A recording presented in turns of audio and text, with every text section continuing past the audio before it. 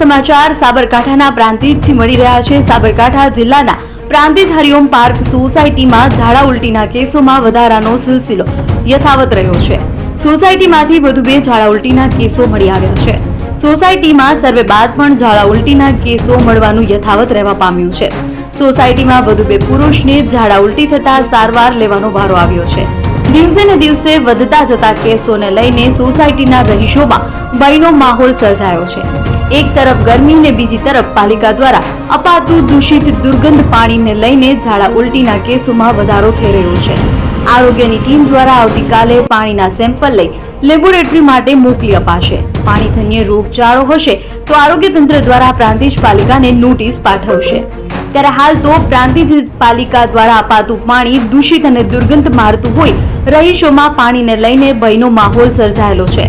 ત્યારે આમને આમ કેસો વધશે તો કમળો અથવા કમળી જેવી બીમારી ઘર કરે તો નવાય નહીં। સોસાયટીમાં નાના મોટા સહિત કુલ ઝાડા ઉલટીના કેસોનો આંકડો 21ને પાર પહોંચ્યો છે। સોસાયટીના નળમાં દુર્ગંધયુક્ત દૂષિત પાણી આવતું હોવા છતાં પ્રાંતિજ પાલિકા માનવા તૈયાર નથી।